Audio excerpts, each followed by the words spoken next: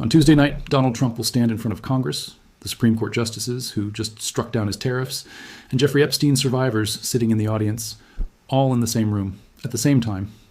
This is not a normal State of the Union. In the last 72 hours, the Supreme Court killed his signature economic policy. He called his own justices fools and lapdogs.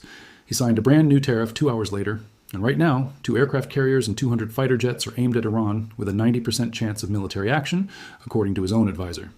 All of that collides on Tuesday at 9 p.m. Eastern. And what Trump says, or does not say, about tariffs, Iran, and the economy will move gold, silver, oil, and the dollar before Wednesday's opening bell. Here are the 5 things I am watching, and what each one means for your money. Number 1, the Supreme Court justices will be sitting in the front row.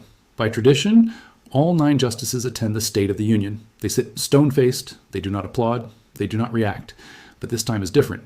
3 days ago, 6 of those 9 justices told Trump his tariffs are unconstitutional. Trump responded by calling them fools, lapdogs, and swayed by foreign interests. He said Gorsuch and Barrett, 2 justices he personally nominated, are an embarrassment to their families. Now imagine this scene. Trump is at the podium. Roberts, Gorsuch, and Barrett are sitting 10 feet away. Every camera in the room will be watching their faces when Trump mentions tariffs. Every news network will run that footage on repeat. If Trump attacks the court from the podium, it escalates the constitutional crisis. Markets react to institutional instability. Gold benefits. If Trump pivots and claims the ruling actually made his tariff power stronger, which he already tried on Friday, it signals he is not backing down on trade. That means more uncertainty, more volatility, more safe haven demand. Either way, gold wins. Number 2, Iran. On Thursday, Trump gave Iran a 10 to 15 day deadline. That clock is now at 12 days. And on Wednesday, the day after the State of the Union, Israeli Prime Minister Netanyahu visits the White House. The meeting is expected to center on Iran and the scope of a potential military strike. So Tuesday night, with the world watching, Trump has a choice. Does he signal diplomacy, or does he prepare the country for war? Last June, he gave Iran a 2-week deadline and struck 3 days later. If the pattern holds, we could see action in the first week of March. If Trump uses aggressive language on Iran Tuesday night, expect oil to spike Wednesday morning. If oil spikes, inflation expectations rise. If inflation expectations rise, gold and silver move higher. The last time Trump spoke about Iran at this level of tension, gold jumped over $200 in a week. Number 3, the budget. Trump will almost certainly promote his big, beautiful bill, the $4.7 trillion tax cut. But here's the problem nobody in the room wants to talk about. The plan was to pay for it with tariff revenue, $3 trillion over the next decade. But the Supreme Court just killed $1.4 trillion of that. And the new 10% tariff under Section 122 expires in 150 days. After that, only Congress can extend it. The Congressional Budget Office just published an updated analysis. The national debt is spiraling into, and I quote, uncharted territory by 2035. If Trump promotes the tax bill without addressing the revenue gap, the bond market will notice. Higher deficits mean more borrowing. More borrowing means higher yields.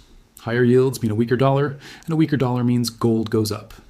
The CBO report came out this week. Goldman Sachs has a year-end gold target of $5,400. Central banks bought over 1,000 tons of gold in each of the last 3 years. The institutions are already positioned for this. Number 4 and 5, the wildcards. Epstein survivors will be in the audience. Multiple Democratic Congress members have invited Jeffrey Epstein victims as their guests. This is designed to force cameras onto Trump, while the survivors sit behind him. Whether this creates a moment depends on what happens in the room, but it adds to the atmosphere of institutional tension. And the second wild card, the Democratic response. Virginia Governor Abigail Spanberger will deliver the official reply. She is a vocal Trump critic, elected in a race seen as a warning sign for Republicans in the midterms. If her response lands, it sets the tone for November.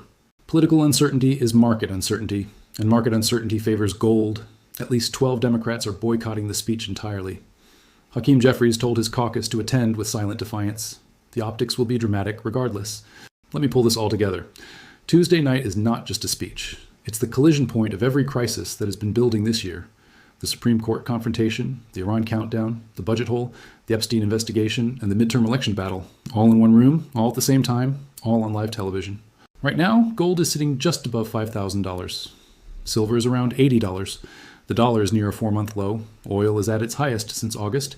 And the man at the center of all of it is about to stand up and tell the world what comes next. I will be watching Tuesday night, and I'll have a video breaking down everything that matters for your portfolio, either that same night or the next morning. If you want that analysis, subscribe now so you don't miss it. In the last 72 hours, I've published 3 videos covering the Supreme Court ruling, the Iran military buildup, and the gold and silver market impact. If you haven't seen those yet, they are linked below. Each one gives you the context you need to understand what happens Tuesday. This is Money and Empires. I'll see you after the State of the Union.